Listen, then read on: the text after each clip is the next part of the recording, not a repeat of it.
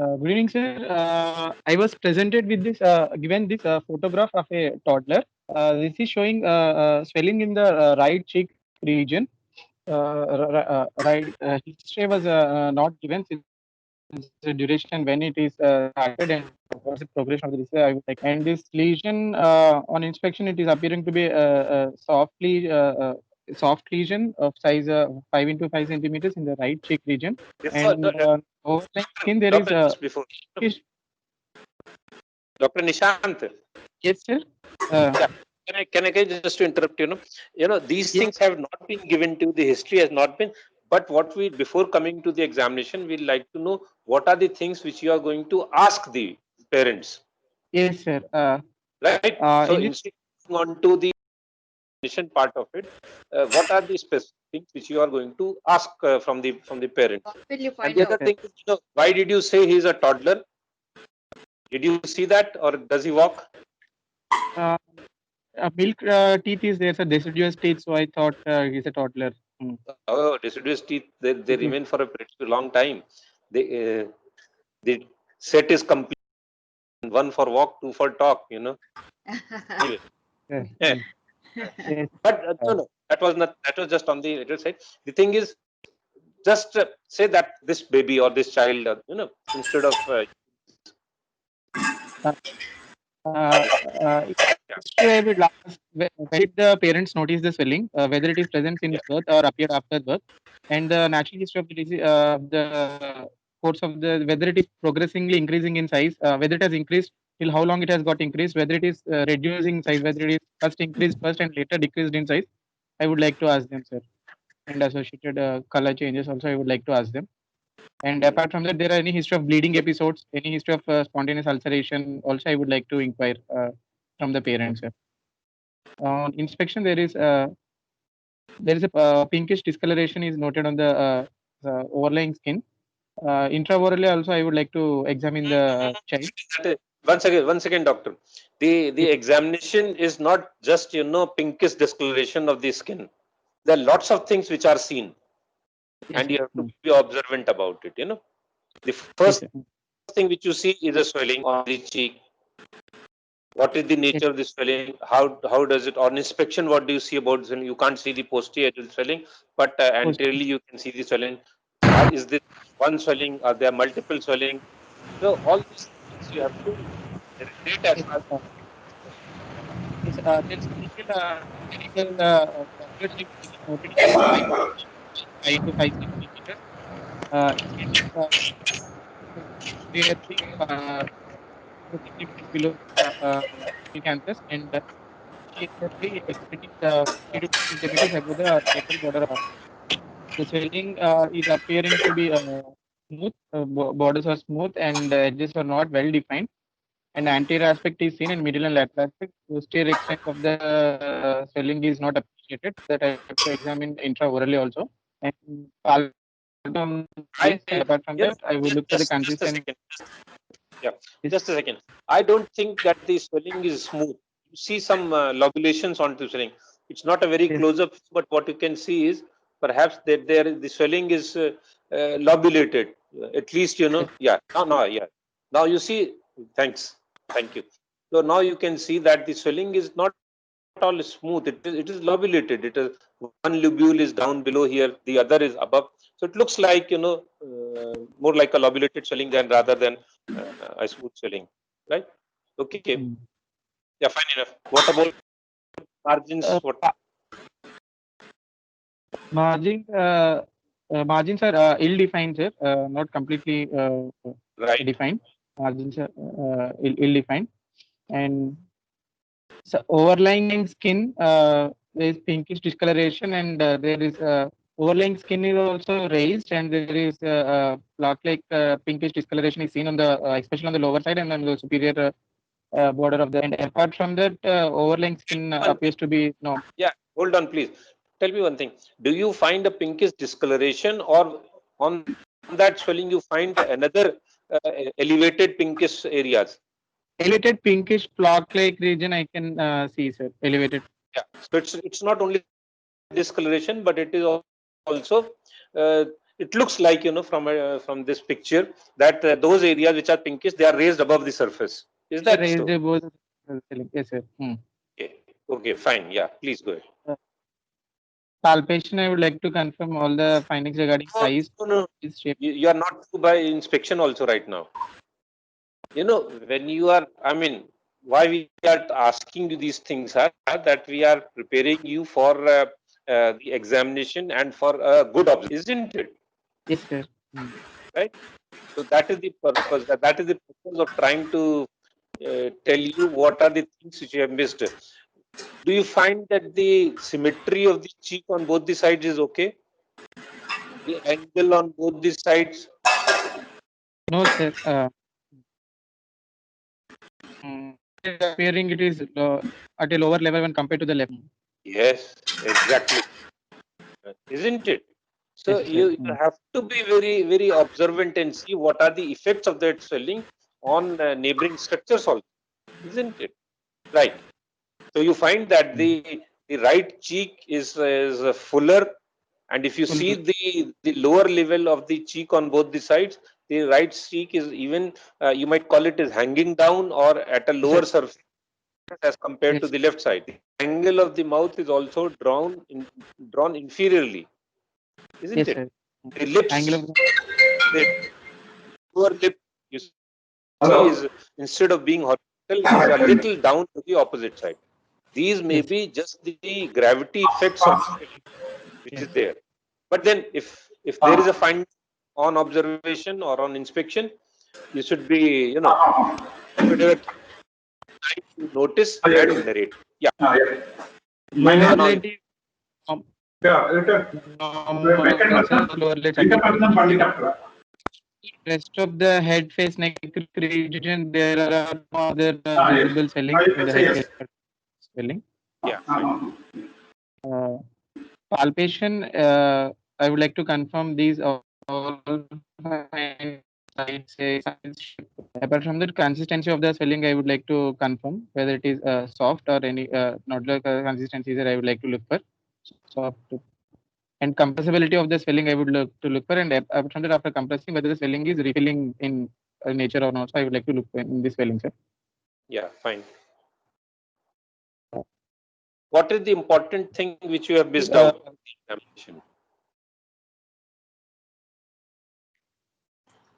Local rise of temperature, Okay. tenderness. Yeah, those were the first things which you see. What is the first thing which you see when you palpate? Yes, sir. What is the first thing? What is the first thing when you start palpation? What is the first thing you see? Consistency of the swelling, compressibility, or something else? Compressibility.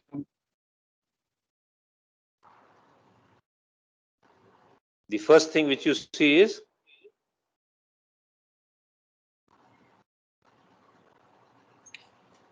Tenderness, bleeding on oh no, this is not the first thing which you see. Certain things can change with the while you manipulate the swelling. So pulsations you are see there, those. whether any pulsations can be felt through So what I think is, if it is there these or basic things, these basic things persist throughout life. So you should be able to, in a very logical way, like it was we read it during our MBBS and subsequently in MSD, is that the method of examination should be a systemic method, and let us follow that. But what is the thing which you have forgotten when you have a swelling onto the cheek? Suppose it was a case of you get a case of a malignancy of the cheek. What would you see? lymph nodes also I would examine, sir. Yes, Lymph lymph nodes. nodes you examine. Would you do an intraoral examination? Intraoral, yes, sir. Intraoral examination by digital palpation, I would like to do Yes, for by yes. digital. So you should not forget it. That you'll do an intraoral examination to see what is the extent of the swelling, whether it is involving the mucosa. Then you'll do a bimanual palpation. And what would you see in the bimanual palpation? With what aim?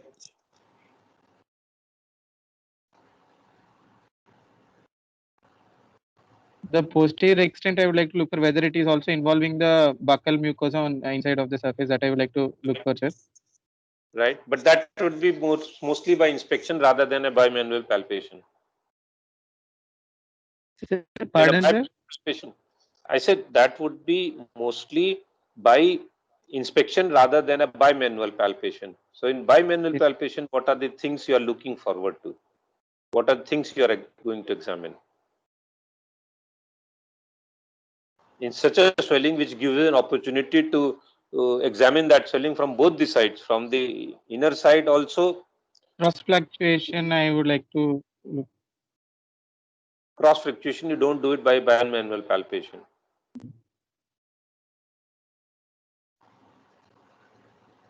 And that bimanual palpation, putting one finger in the mouth and the other finger outside. Anyway, you like to see again the consistency of the swelling, the signs for refilling, because now you can pinch that swelling between your thumb and the index finger.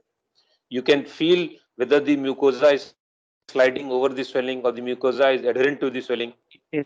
isn't it? Mm. Whether that would tell you whether the swelling is involving the mucosa or sparing the mucosa.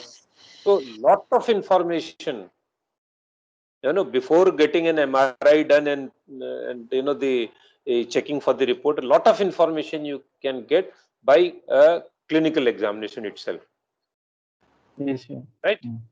So what you must do is a good clinical examination and a good bimanual, which will tell you again the consistency of the swelling, whether there are any hard structures within the swelling, then the mucosa, is it free or is it involved?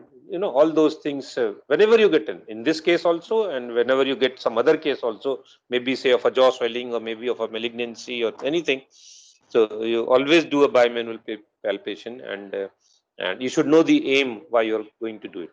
Okay, so now let us Yes. go on Mm. to anybody would like to have a question before we go on to uh, the diagnosis part of it. Somebody would like to ask something from doctor. Ashish sir? No. I'm fine. Let him say Okay, sir. diagnosis. We'll continue. Okay, yeah. So what is your probable diagnosis or diagnosis? Sir, probable diagnosis according to ISWA classification, Oh, normally vascular tumors, once, infantile once hemangioma, again, sir. no. Once again, the diagnosis is not according to Falana classification, Mm. right? Infantile Based on hemangioma, sir. clinical findings. So the diagnosis has to come first, and then maybe the severity or whatever things which you want to say. The diagnosis can never be according to this classification, the diagnosis, unless and until maybe you are doing an ICD classification or coding rather. It's not a Yes. classification, but a coding system, right? So the diagnosis, let us have the diagnosis, and then you may go on to whatever the staging or Stressing. Uh, things. infantile hemangioma, sir. Probable diagnosis. Okay. Any other? Uh, Based on the if late in birth and if it is increased in size and some progression, I would consider diagnosis of infantile hemangioma. If it is since birth and if it is involuting or if it is decreasing in size or not, hemangioma diagnosis also consider, sir. Whether it is based on the natural history, whether it is involuting or non-involuting. Mm-hmm. So, if you make only one diagnosis, then you wouldn't say it's a probable diagnosis. Then you would your statement would be my diagnosis is infantile hemangioma, and it could be nothing else. If you make a probable diagnosis, means you have more than one thing in mind. That is why Yes. you use the word probable, isn't it? Yes, sir. That you are not sure, and there's no harm in not being sure about it, because you may have more than one type of lesions, which like if you heard the last case also, there was discussion that you can have it could be a vascular malformation, it could have been a lymphatic malformation, it could be a neurofibroma and things like that. So Yes, sir. there also we had a number of conditions where it could mimic. So here you say it is most likely to be a infantile hemangioma. Anything else which comes to your mind, which you may consider and then you may rule out?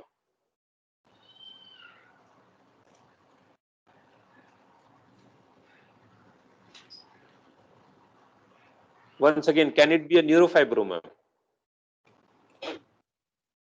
Uh, Okay, I say compressibility. it's a neurofibroma. How would you uh, give your argument against a neurofibroma?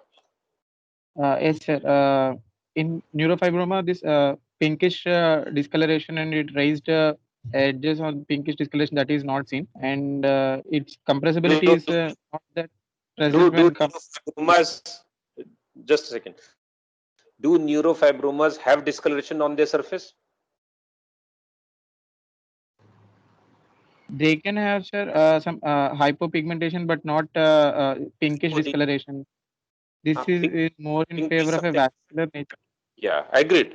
So one point is that there's a pinkish, but neurofibromas can have hyperpigmentation on their surfaces. It won't be raised above the surface. It won't be pinkish. So that is one thing. Any other thing against it? Compressibility goes more in favor of vascular No. nature, sir, rather than Yes, not compressibility. more. Compressibility goes in favor of a vascular Vascular. malformation, right? Two. Refilling nature of this after compression. Oh, Yes. compressibility is tested only when you can and it refills. Then only you can check for compressibility again. So that is not the third. It is part Yes, of the second point. Anything else? consistencies, usually these are soft in consistencies. Neurofibromas, we can expect some not firm to nodular consistency. Also, we can expect in neurofibromas, sir.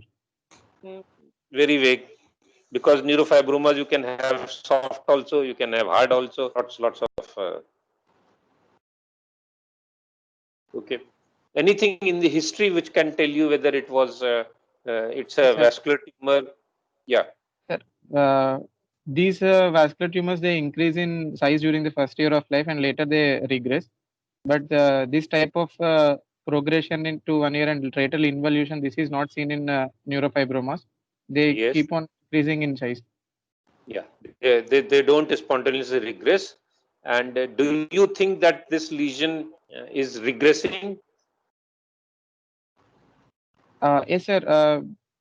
Yes, sir. Because some areas there are raised pinkish regions, and other areas they are appearing whitish. So that could be areas of involution, and this could be areas where it is still has not Okay. involuted completely. These areas, and in Right. neurofibromas, Right. other features like macules, and also we will appreciate it in general examination.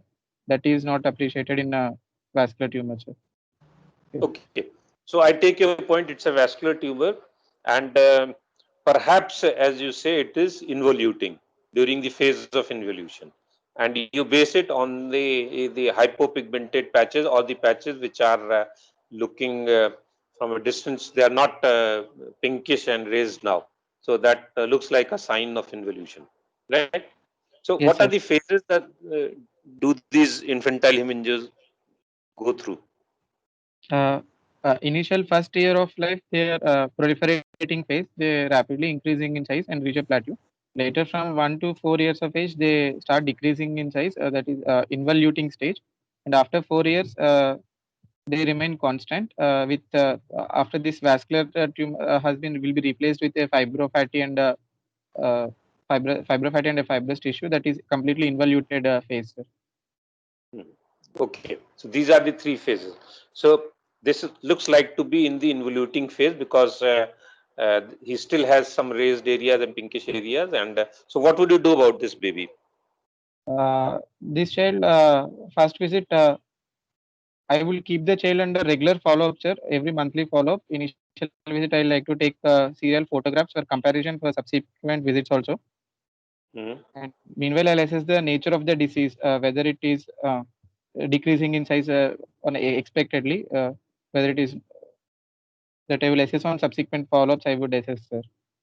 Mhm. And meanwhile, I will advise the parents on applying some emollients over this region to avoid desiccation and avoid contact sports or something, so that child won't get hurt easily on the cheeks. That I will advise parents meanwhile, sir, to avoid, because this is prone for bleeding also. That I would advise parents. Okay. So you like to wait and watch. Would you like to give him some sort of any medication? Say, for instance, I say, would you like to give him, say, steroids? Yes, sir. If it is during subsequent visits, it is rapidly increasing in size, and No. whether it is causing some, Okay, fine. Mhm. it is causing some functional problems, like if it is going intraorally and the child is having persistent cheek bite and he's having bleeding, or if it is growing about having a respiratory problem or problems with feeding, then I will start him on pharmacotherapy with steroids, sir. Okay. If it's decreasing in size, I won't advise. If it is rather, if it is not if it is increasing in size, then I would advise on pharmacotherapy, sir, either with steroids or beta blockers like propranolol. Would you consider sclerotherapy in this patient?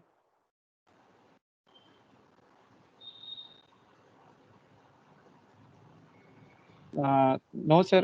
Rather than sclerotherapy, intralesional injection of steroids can also be tried if it is still not considering the size of the swelling. If it has not grown more than double the size of this. Would you consider surgery in this patient? I'm just discussing various options No, which sir. can be done. Surgery I won't consider now, sir. Later, when the child presents after some 7 to 10 years of age, if there is still some residual swelling, once it has involuted completely, if there is just it replaced by fibrofatty tissue, then I would consider debulking of this thing, sir, for cosmetic reasons. Not now Okay. at this stage, when it has involuted completely and there is still some residual fibrofatty tissue, then I will consider this one. Would you do something from the for the lip which is drooping down?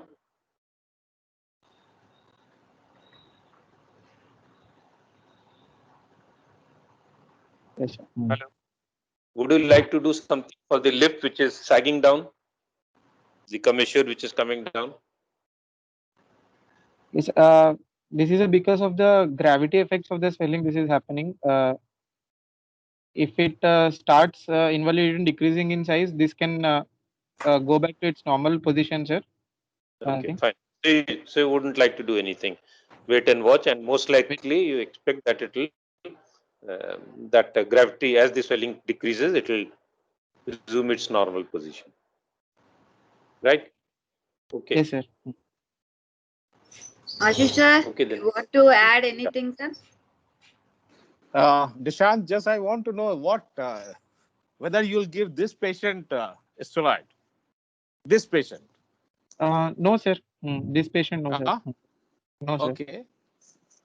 There's no indication, you were saying. Yes, sir. Why? Why there's no indication?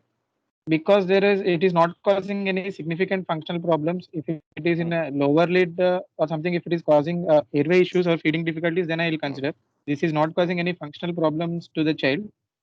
Anything else is already resolving. It's Whether already there's a resolving, role sir. of And one thing, prednisolone or propranolol in resolving hemangioma. yes, sir. Yes, sir. There's a role or not? No role, sir. During No role. proliferating Good. stage only, Good. there is a Good. role. So During see starts again what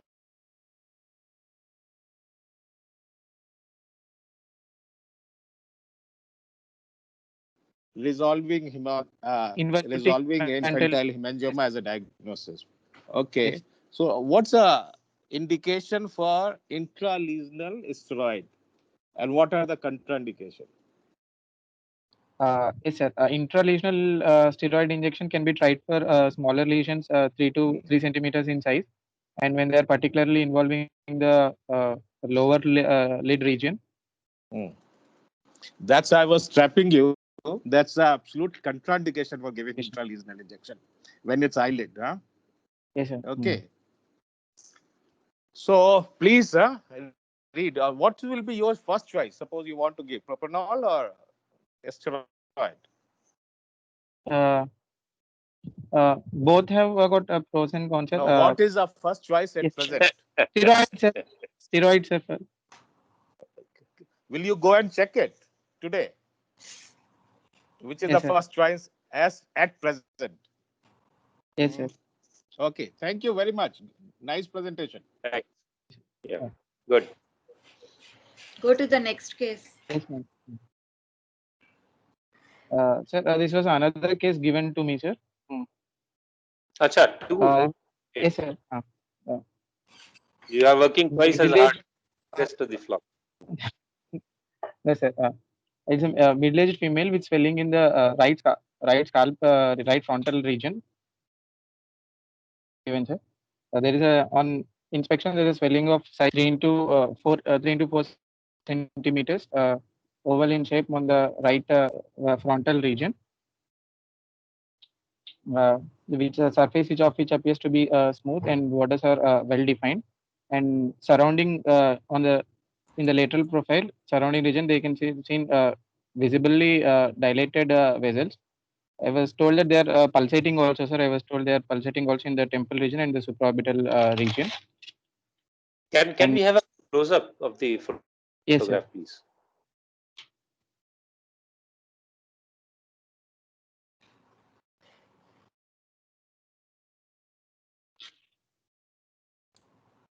One second, sir. Yeah. Sir, can you see now? Yeah, better. Yeah. Yes, sir. Okay.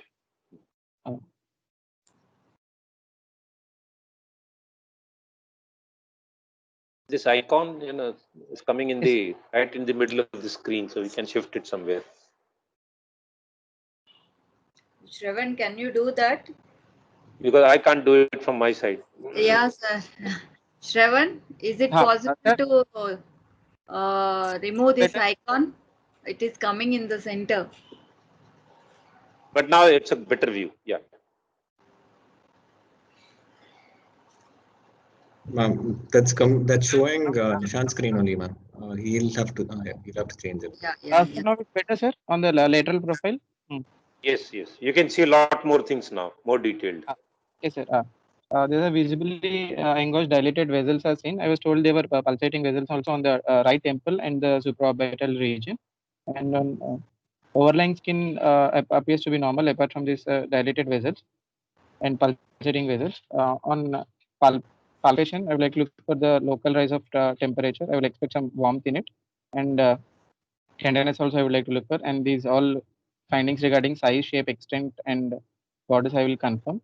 And compressibility of the swelling and visible palpable pulsations and thrill I would like to look for. And the underlying bone, I will also look for whether there is any depression on the underlying bone, and the overlying skin, whether it is pinchable or not, I would assess overlying skin also. And on aspiration, I will look for bruit also. I would like to look for bruit also, sir, in this patient. And considering these features, my diagnosis. What is the difference? Just a second. What is the difference between thrill and a bruit? Thrill is palpable, sir. Bruit is audible, sir. Okay, fine. Yes. Yeah, fine, good. Sir. Considering these features, my diagnosis is high flow AV arteriovenous malformation, clinical staging, Schobinger stage 2, sir.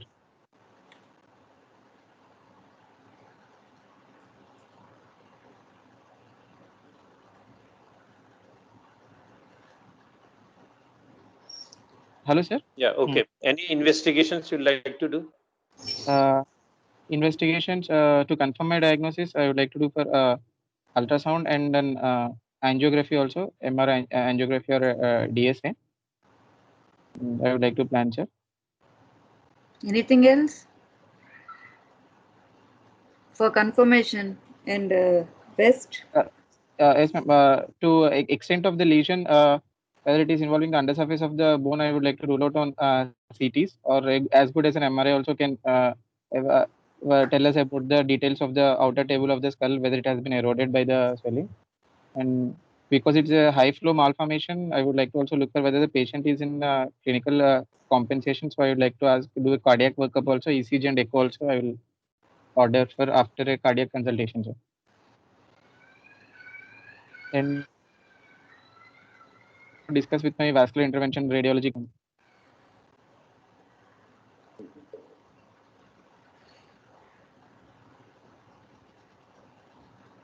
Okay, then.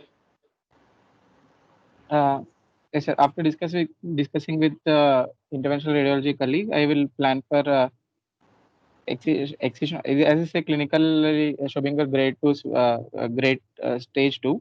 The risk of chances of it going it into stage 3 are high and possible complications. I would advise a patient on for the to aiming complete excision of the swelling. To ease my surgery preoperatively, I would like to I would like to embolize the swelling angiographically with the help of interventional radiology, sir.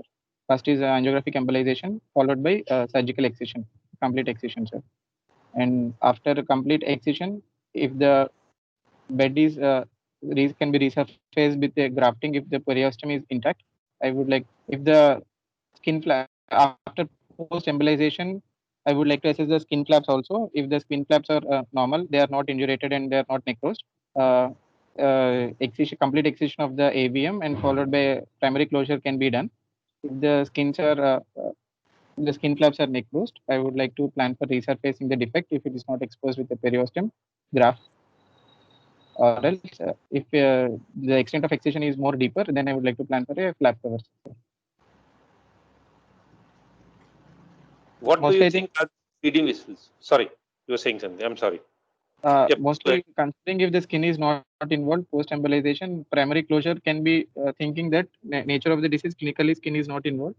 Primary closure can also be done for this stage, sir. As a backup plan, if post embolization, if the skin flaps necrose or any skin changes, I anticipate that is involved included in the extent of excision, and if it is not able to close primarily, I will graft it. So that is a backup plan.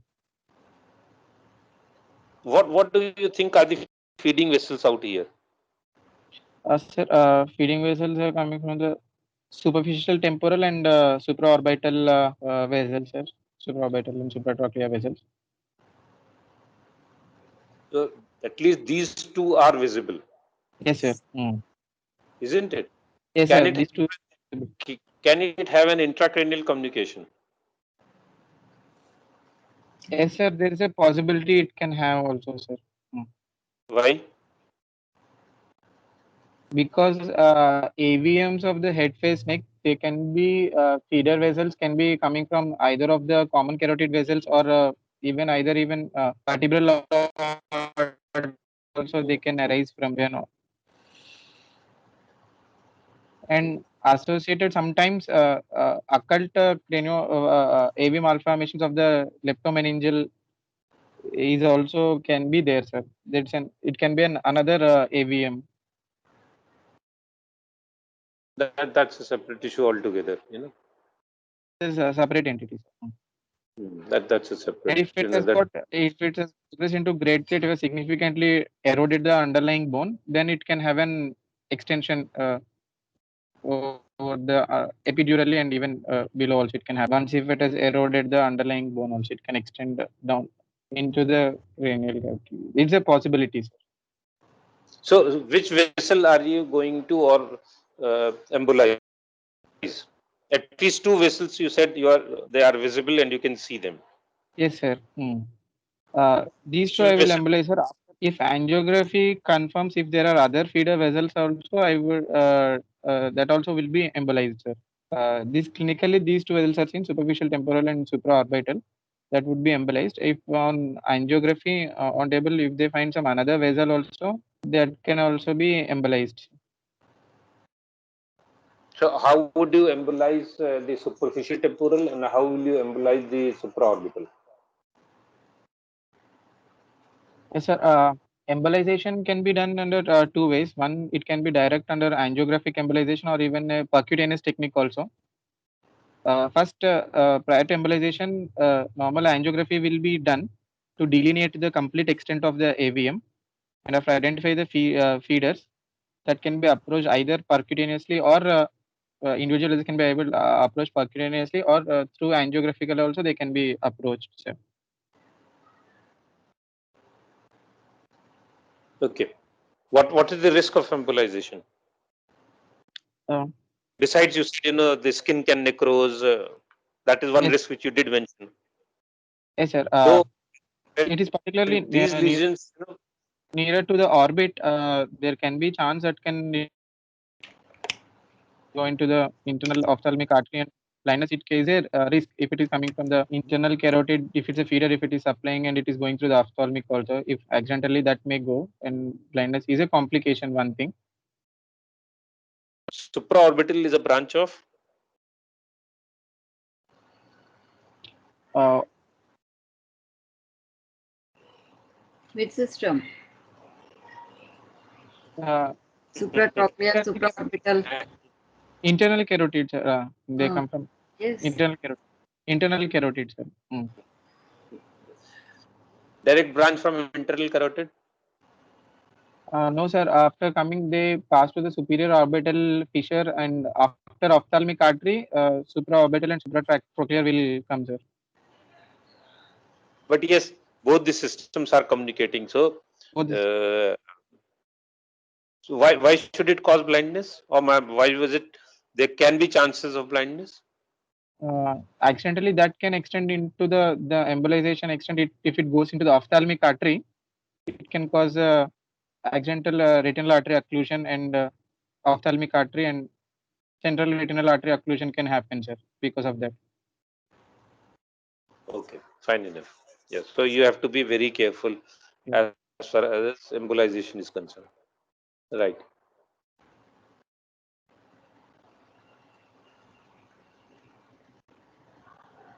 Yeah. Anybody? Dr. Ashish? Not Yes, sir. really. See, again, I want to highlight on supraorbital and supratrochlear. Dr. Nishant, you think that these vessels can be embolized through internal carotid or anything? You think internal carotid branches is embolized? So through the percutaneous technique, Yeah, it can listen, now be you are changing the. Traditionally, I'm asking. Not percutaneous. I'm not asking percutaneous. yes, sir. Yes or Through no? can be done, sir, if the Can tips of if how the how? micro if they use the very fine micro catheters and they can it can be done. Any time you have seen that your interventional radiologist is blocking this or embolizing these vessels. No, sir, I have seen mostly they do percutaneously. They prefer, sir. As they do an angiography, see the extent of the complete AVM So and why try to they don't have access to microangio catheter? percutaneously. It is easier No, to. not percutaneous. I'm still stuck with the traditional. Yes, sir. They don't have. That's why they are not embolizing. You want to say? Pardon, sir. Okay. Something So like okay. selective embolization, super Forget about this question. selective. Forget about this question. Okay. Yes, sir. You go and check it. See, like you can you again tell me you are doing ultrasound, you are doing MRI, you are doing NGO also for this scalp AVM. See, MRI, what information MRI will give in this? MRI, soft tissue extent of the swelling that can That's be the scene. delineated. That's a scene. Mm, It's very yes, unlikely. yes, sir. And MR angiography, MR can be combined with an MR angiography that is See, you are comparatively. doing ultrasound also, you are doing MRI also, you are doing NGO also. Yes, sir. whether all three are required in this scalp AVM. Okay. So what information MRI will not give, which you are trying to achieve by or get by ultrasound? Yes, sir. On What compared to the information eye, you'll get, which will not be given by MRI? yes, sir. Hmm. The rapid filling nature of the swelling That after MRI will not tell. MRI angio you are doing, and which phase you will be doing MRI angio. MRI angio are all three phases are arterial phase, No, I'm capillary, not talking arterial phase, arterial phase. venous phase, and that will not give idea. That will give an idea, sir. So why ultrasound?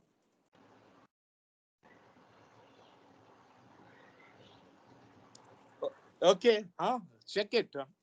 Yes, sir. Because whether is a too much getting all three investigation done for scalp AVM, which is just involving forehead. Yes, sir. Okay. Yes. We have fifth case also, I think. Yeah. So Before can we we go go, to fifth case? just one more question, doctor. Yes, sir. Just one more question.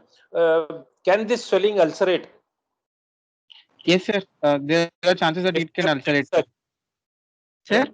Because the patient is having this swelling for last maybe whatever her age is, say let's presume she's maybe 30, 35, 40, whatever it is. So she has been with this swelling for such a long time. So if you leave it as such, what is going to happen?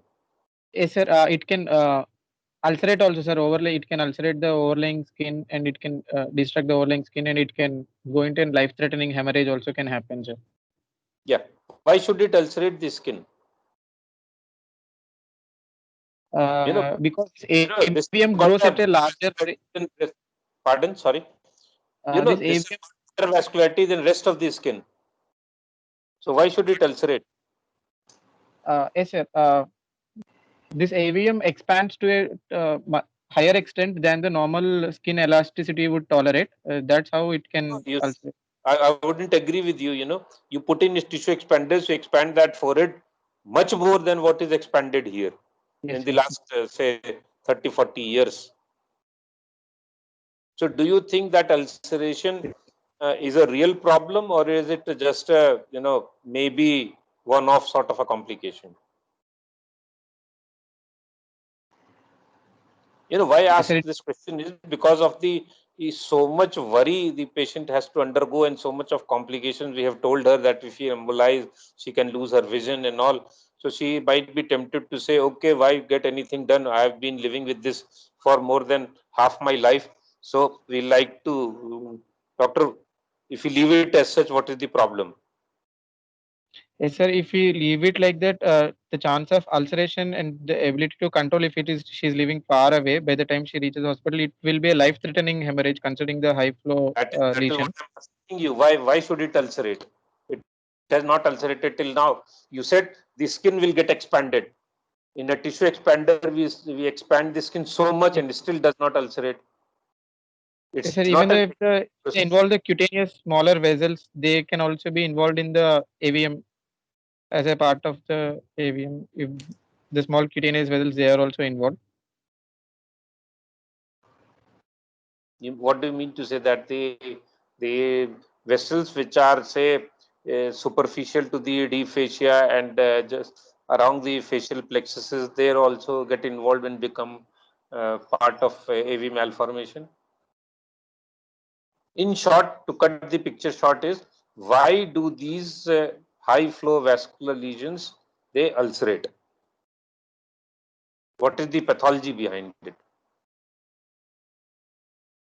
To agree with you, yes, they have a chance of ulcerations. They do ulcerate, and as you rightly said, if they ulcerate, there can be torrential bleeding, and for which you have to warn the patient also and tell the patient of first aid measure also what to do in case it bleeds. So, but why do they ulcerate? That is the issue, the understanding behind it. What is Steele phenomena? Steel phenomenon. Steel phenomenon happens because of the recruitment, sir. When it develops rapid collateralization, when the nidus is not completely blocked, it will take the blood supply from the whatever the surrounding all vessels. It will take the